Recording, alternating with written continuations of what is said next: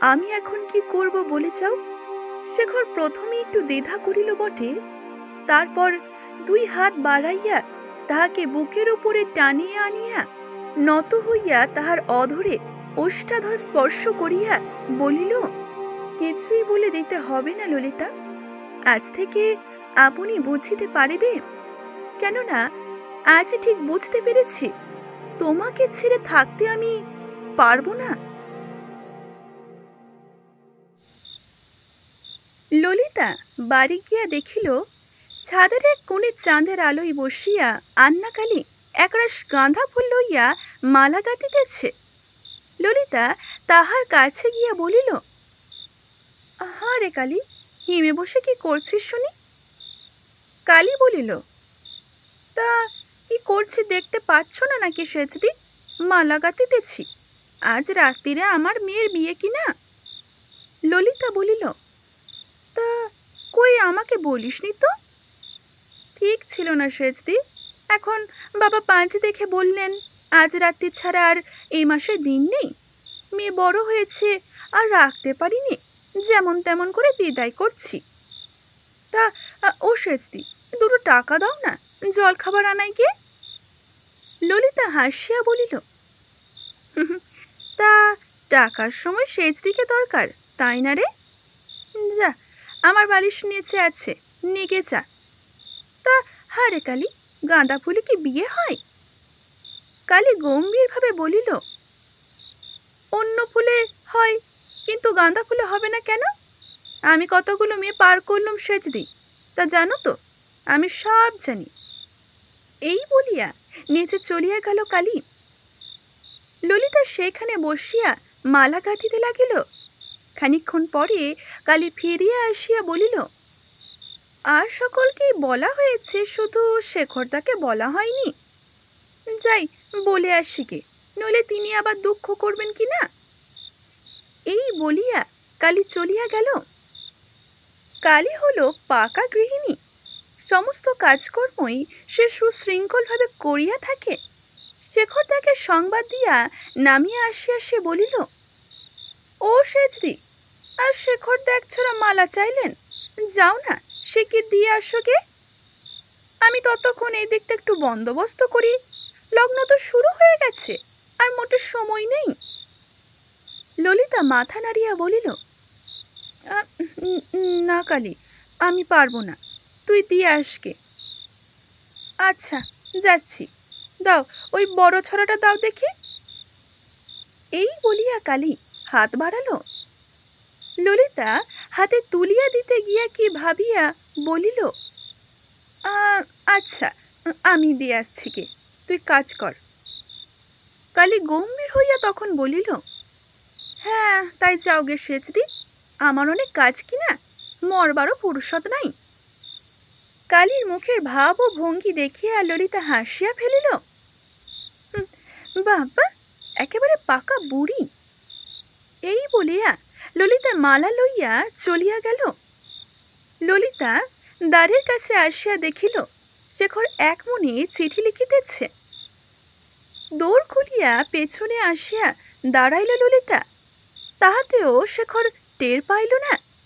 তখন ক্ষণকাল চুপ করিয়া থাকিয়া তাহাকে চমকাইয়া দিয়া ললিতা তাহার হাতের মালাখানা সাবধানে শেখরের মাথায় গলাইয়া দিল। শেখর চমকিয়া উঠিয়া বলিল, এ কি কালী? পরক্ষণে ঘাড় ফিরাইয়া ভয়ানক চমকাইয়া গেল। ও কি করলে ললিতা? ললিতা দাঁড়াইয়া আছে। শেখরের মুখের ভাব দেখে একটু সংকুচিত হইল। কেন গো, কি হলো? শেখর বলিল, কেন জানো না বুঝি? কালীকে জিজ্ঞেস করো, যাও। আজকের রাত্রিরে গলায় মালা পরিয়ে দিলে কি হয়? এতক্ষণে ললিতা বুঝিল। সঙ্গে সঙ্গে তাহার মুখ লজ্জায় রাঙা হইয়া উঠিল। সে বলিল, না, এ কখনো হতে পারে না, কখনো না। এই বলিয়া ছুটিয়া ঘর হইতে বাহির হইয়া গেল। শেখর ললিতাকে ডাকিয়া বলিল, যেও না ললিতা, শোনো, শুনে যাও, বিশেষ কাজ আছে? শেখরের ডাক ললিতার কানে গেল বটে, কিন্তু শুনিবে কে? কোথাও সে থামিতে পারিল না। দৌড়াইয়া আসিয়া নিচের ঘরের মধ্যে ঢুকিয়া একেবারে চোখ বুজিয়া বিছানায় শুইয়া পড়িল। এই ৫-৬ বছর ধরিয়া শেখরের অনেক কাছেই ললিতা আসিয়াছিল, তবে আজকে সে ভালো করিয়া বুঝিল তাহার কত কাছের মানুষ সে। সত্যই ললিতা আজকে বড় লজ্জা পাইয়াছে। এমন করিয়া মিনিট ২০ মুখ লুকাইয়া বিছানায় পড়িয়া থাকিবার পর শেখর ডাক পাঠালো। ও বাড়ির ঝির গলা শোনা গেল, ললিতাদি, ও ললিতাদি, কোথায় গা? ছোটবাবু ডাকছেন। ললিতা বিছানা হইতে উঠিয়া আসিয়া বাহিরে গিয়া বলিল, হ্যাঁ যাচ্ছি, যাও। ওপরে আসিয়া দরজার ফাঁক দিয়া দেখিল শেখর তখনও চিঠি লিখিতেছে। কতক্ষণ চুপ করিয়া থাকিবার পর আস্তে আস্তে বলিল, ডাকছিলে কেন? শেখর বলিল, কাছে এসো, বলছি। না না, যা বলার ওইখান থেকেই বলো। শেখর মনে মনে হাসিয়া বলিল, হঠাৎ কি একটা কাজ করে ফেললে বলো তো ললিতা? আমার কি দোষ ছিল? তুমি তো করে গেলে এমন কাজ। ললিতা বলিল, কিচ্ছু করিনি আমি, তুমি ওটা আমাকে ফিরাইয়া দাও, তাহলেই হইবে। শেখর কহিল, সেজন্যই তো ডেকে পাঠিয়েছি ললিতা, কাছে এসো, ফিরিয়ে দিচ্ছি। তুমি অর্ধেকটা করে গেছো, আমি অর্ধেকটা করি, এসো আমি সম্পূর্ণ করিয়া দিই। ললিতা কিন্তু শেখরের কাছে গেল না, সেখানে চুপটি করিয়া দাঁড়াইয়াই রহিল। ললিতা তাহার পর কহিল, সত্য বলছি, ওরকম ঠাট্টা করো না। আমি কিন্তু কোনোদিন তোমার কাছে আর আসিব না। বলছি তো, ওটা আমাকে ফিরাইয়া দাও। আমিও তো তোমাকে ফিরিয়ে দিতে চাই ললিতা, বললাম তো, কাছে এসো, নিয়ে যাও। না, তুমি ওখান থেকে আমাকে ছুড়াইয়া দাও। না ললিতা, কাছে না এলে এই মালা তুমি পাবে না। ললিতা এবার ঈষৎ রাগিয়া বলিল, তবে থাকে, আমার আর নিয়ে কাজ নেই। এই বলিয়া ললিতা চলিয়া গেল। শেখর চেঁচাইয়া বলিল, কিন্তু অর্ধেকটা হয়ে থাকলে ললিতা। ললিতা বলিতে বলিতে চলিয়া গেল। হ্যাঁ হ্যাঁ, ও থাকবে। ললিতা চলিয়া গেল বটে, কিন্তু নিচে গেল না। পূর্ব দিকে খোলা ছাদের একান্তে গিয়া রেলিং ধরিয়া চুপ করিয়া দাঁড়াইয়া রহিল। তখন তাহার সম্মুখে আকাশে চাঁদ উঠিয়াছে, ওপরে স্বচ্ছ নির্মল নীল আকাশ। ললিতা শেখরের ঘরের দিকে একবার তাকাইয়া আবার চাঁদের দিকে দৃষ্টি নিক্ষেপ করিল। ঠিক এতক্ষণে তাহার চোখ দুটা ছলছল করিয়া আসিয়াছে। অভিমানে কান্নায় তাহার চোখ দুটি জলে ভরিয়া উঠিল। সে তো এত ছোট নহে যে এসব কথার তাৎপর্য সে সম্পূর্ণ বুঝিবে না। তবে কেন তাহাকে এমন মর্মান্তিক উপহাস করা হলো? সে যে কত তুচ্ছ, কত নিচে, এ কথা বুঝিবার তার যথেষ্ট বয়স হইয়াছে। সে ঠিক জানে সে অনাথ, সে নিরুপায়, আর তাহার জন্য সকলে তাহাকে যত্ন করে, আদর করে।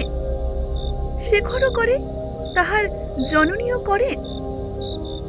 তাহার এ জগতে আপনার বলিতে কেহ নাই।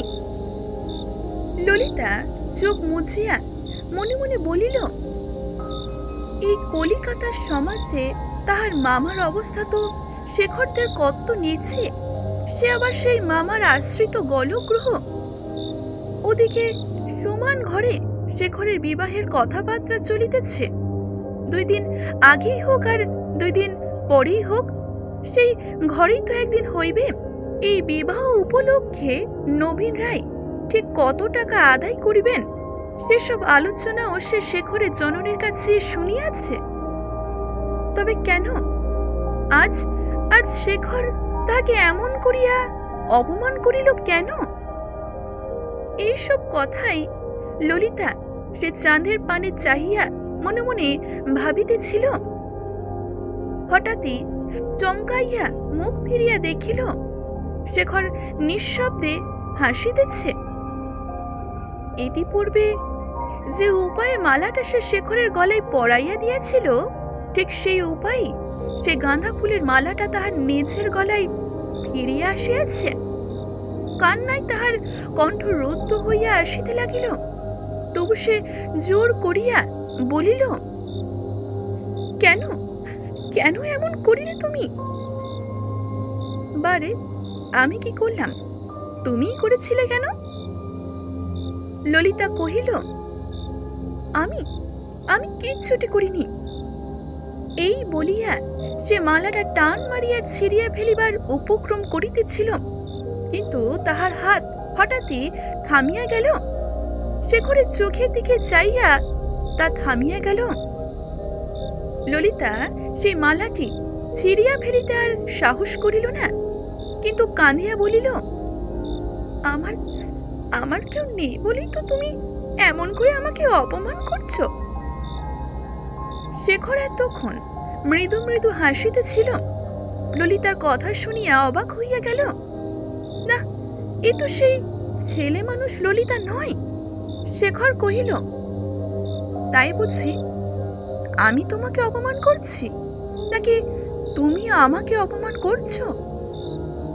ললিতা চোখ মুছিয়া ভয়ে ভয়ে বলিল, আমি আমি কই অপমান করলুম? শেখর কিছুক্ষণ স্থির থাকিয়া সহজভাবে বলিল, একটু ভেবে দেখো, তাহলেই টের পাবে। আজকাল বড় বাড়াবাড়ি করছিলে কিনা ললিতা? আমি বিদেশে যাবার আগে তোমার সেইটাই বন্ধ করে দিলাম। এর উত্তরে ললিতা আর কিছু বলিল না। সে অপূর্ব জ্যোৎস্না রাত্রিতে দুইজনে পরস্পর পরস্পরের দিকে স্থির হইয়া চাহিয়া রহিল। নিচে থেকে কালীর মেয়ের বিয়ের শাঁখের শব্দ ঘন ঘন শোনা যাইতে লাগিল। কিছুক্ষণ চুপ থাকিয়া শেখর বলিল, যাও, আর হিমে দাঁড়িয়ে থেকো না, নিচে যাও ললিতা। যাচ্ছি বলিয়া ললিতা এতক্ষণ পরে তাহার পায়ের নিচে গড় হইয়া প্রণাম করিল। উঠিয়া দাঁড়াইয়া আস্তে আস্তে জিজ্ঞাসা করিল, তাহলে আমি এখন কি করব বলে যাও? শেখর হাসিল। শেখর প্রথমে একটু দ্বিধা করিল বটে, তারপর দুই হাত বাড়াইয়া তাহাকে বুকের উপরে টানিয়া আনিয়া নত হইয়া তাহার অধরে ওষ্ঠাধর স্পর্শ করিয়া বলিল, কিছুই বলে দিতে হবে না ললিতা, আজ থেকে আপনি বুঝিতে পারিবে। সঙ্গে সঙ্গে ললিতার সর্বশরীর রোমাঞ্চিত হইয়া কাঁপিয়া উঠিল। সে তৎক্ষণাৎ সরিয়া দাঁড়াইয়া বলিল, আমি কি হঠাৎ তোমার গলায় মালা পরিয়ে দিয়েছি বলেই কি তুমি এরকম করলে? শেখর হাসিয়া মাথা নাড়িয়া বলিল, না ললিতা, আমি অনেক দিন থেকেই ভাবছি, কিন্তু স্থির করে উঠতে পারিনি। আজ স্থির করেছি, কেননা আজই ঠিক বুঝতে পেরেছি তোমাকে ছেড়ে থাকতে আমি পারবো না। ললিতা বলিল, কিন্তু তোমার বাবা শুনলে তো ভয়ানক রাগ করবেন, মা শুনলে দুঃখ করবেন। শেখর বলিল, হ্যাঁ, বাবা শুনলে রাগ করবেন সত্য, কিন্তু মা খুব খুশি হবেন। সে যাই হোক, যা হবার তো হয়ে গেছে, এখন তুমিও ফেরাতে পারবে না, আমিও পারবো না। যাও, নিচে গিয়ে মাকে প্রণাম করো গে। মাস তিনেক পরে একদিন গুরুচরণ নবীন রায়ের ঘরে ঢুকিয়া ফরাসের ওপর বসিবার উপক্রম করিতে তিনি চিৎকার করিয়া নিষেধ করিলেন, ও কি করছো? না না না, ওখানে নয়, ওই চৌকির ওপরে বসো গিয়ে। আমি অসময়ে আবার স্নান করিতে পারিব না বলি জাত দিয়েছ না কি হে? গুরুচরণ দূরে একটা চৌকির ওপর বসিয়া পড়িয়া মাথা হেট করিয়া রহিল। দিন 4 আগে গুরুচরণ যথারীতি দীক্ষা গ্রহণ করিয়া ব্রাহ্ম হইয়াছিল। আজ সেই সংবাদটা নানা বর্ণে বিচিত্র হইয়া গোড়া হিন্দু নবীনের শ্রুতিগোচর হইয়াছে। নবীন রায়ের দুই চোখ দিয়া লাল আগুন পড়িতেছিল, আর গুরুচরণও তেমনই চুপচাপ বসিয়াই রহিল। সে কাহকেও কোনো কথা জিজ্ঞাসা না করিয়া কাজটা করিয়া অবধি বাড়িতে কান্নাকাটি এবং অশান্তির পরিসীমা ছিল না। নবীন এবারে আবার তাহাকে বলিল, কি হে, চুপ করে রইলে যে, বলো সত্য কি? গুরুচরণ তাহার জল ভরা দুই চক্ষু তুলিয়া কহিল, আকে সত্য। তা কেন এমন করলে? তোমার মাইনে তো মোটে 60 টাকা। ক্রোধে নবীন রায়ের মুখ দিয়ে কথা বাহির হইতেছিল না। গুরুচরণ চোখ মুছিয়া রুদ্ধ কণ্ঠে পরিষ্কার করিয়া বলিল, জ্ঞান ছিল না দাদা, দুঃখের জ্বালাই গলাতেই দড়ি দেব কি ব্রহ্মজ্ঞানী হব কিছুই ঠাউরাতে পারছিলুম না। শেষে ভাবলাম আত্মঘাতী হওয়ার থেকে ব্রহ্মজ্ঞানী হই, তাই ব্রহ্মজ্ঞানী হয়ে গেলুম। এরপর গুরুচরণ চোখ মুছিতে মুছিতে বাহির হইয়া গেল। নবীন রায় সেখান থেকে চিৎকার করিয়া বলিলেন, হ্যাঁ হ্যাঁ, বেশ করেছ, নিজের গলায় দড়ি না দিতে পেরে জাতের গলায় তো দড়ি টাঙ্গিয়া দিয়াছ, আচ্ছা করিয়াছ। যাও তো বাবু যাও, আর আমাদের সামনে এই কালামুখ বার করুনি। এখন যারা সব মন্ত্রী হয়েছেন তাদের সঙ্গে থাকো কে? আর হ্যাঁ শোনো, মেয়েদের হাড়ি মুছি ঘরে দাওগে যাও। এই বলিয়া বিদায় করিয়া দিয়া তিনি মুখ ফিরাইয়া বসিয়া রহিলেন। নবীন রায় রাগিয়ে অভিমানে কি যে করিবেন প্রথমটা কিছু ভাবিয়া পাইলেন না। তিনি খুব ভালো করিয়া বুঝিলেন এই গুরুচরণ তার হাতের ভিতর হইতে সম্পূর্ণ বাহির হইয়া গিয়াছে, আর সে যে তাহার হাতের মুঠার মধ্যে আসিবে এর সম্ভাবনাও নাই। নবীন রায় রাগে ছটফট করিয়া আপাতত জব্দ করিবার আর কোনো ফন্দি খুঁজিয়া না পাইয়া সেই দিনই মিস্ত্রি ডাকিয়া ছাদের যাতায়াতের পথটা বন্ধ করিয়া একটা মস্ত প্রাচীর তুলিয়া দিলেন। এই সংবাদখানা বহু দূরে প্রবাসে বসিয়া ভুবনেশ্বরী শেখরের মুখে শুনিয়া কাঁদিয়া ফেলিলেন, মাগো, হ্যাঁ শেখর, এমন বুদ্ধি তাহাকে কে দিলেন? এমন মত বুদ্ধি কে দিয়াছিল শেখর তাহা নিশ্চয়ই বুঝিলেন। সে উল্লেখ না করিয়া বলিল, কিন্তু মা, দুদিন পরে তো তোমরাই ওকে এক ঘরে করতে। এতগুলি মেয়ের বিয়ে তিনি কি করে দিতেন আমি তো ভেবে পাই না। ভুবনেশ্বরী দেবী ঘাড় নাড়িয়া বলিলেন, কিছুই আটকে থাকে না বাবা, আর সেজন্য আগে থেকে জাত দিতে হলে অনেককেই দিতে হয়। ভগবান যাদের সংসারে পাঠিয়েছেন তিনি তাদের ভার নিতেন। শেখর চুপ করিয়া রহিল। ভুবনেশ্বরী চোখ মুছিয়া বলিলেন, আহা, আমার ললিতাকে যদি সঙ্গে আনিতুম, তাহলে যা হয় একটা উপায় আমাকেই করে দিতে হতো, আর আমি দিতামও। আমি তো জানি নে গুরুচরণ এসব মতলব করে পাঠিয়ে দিলে না। আমি মনে করেছিলাম বুঝি সত্যই তাহার বিয়ের সম্বন্ধ হচ্ছে। শেখর মায়ের মুখের দিকে চাইয়া একটুখানি লজ্জিত ভাবে বলিল, বেশ তো মা, এখন বাড়ি গিয়ে তাই করো না কেন? সে তো আর ব্রহ্ম হয়নি, তার মামাই তো হয়েছে, আর তিনিও কিছুটা যথার্থ আপনার কেউ নন। ললিতার কেউ নেই বলি তাহার ঘরে মানুষ হচ্ছে। হ্যাঁ বাবা, তা বটে, কিন্তু কর্তা এক রকমের মানুষ, তিনি কিছুতেই রাজি হবেন না। হয়তো তাদের সঙ্গে দেখা সাক্ষাৎ পর্যন্ত বন্ধ করে দেবেন। শেখরের নিজের মনেও এই আশঙ্কা যথেষ্ট ছিল। সে আর কিছু না বলিয়া চলিয়া গেল। এই কথা শুনিবা মাত্রই শেখরের এক মিনিটও সেখানে থাকিতে ইচ্ছা করিল না। 2-3 দিন চিন্তিত হইয়া অবসন্ন মুখে একদিন সন্ধ্যাবেলায় মায়ের কাছে আসিয়া সে বলিল, আর ভালো লাগছে না মা, চলো আমরা বাড়ি ফিরে যাই। ভুবনেশ্বরী দেবী তখনই বলিলেন, হ্যাঁ বাবা, তাই চল, আমারও কিচ্ছুটি ভালো লাগছে না। এখানেই শেষ করছি আজকের পর্বটি। আজকের পর্বটি যদি ভালো লেগে থাকে অবশ্যই একটি লাইক করবেন, শেয়ার করবেন এবং কেমন লাগলো জানাতে ভুলবেন না। ধন্যবাদ।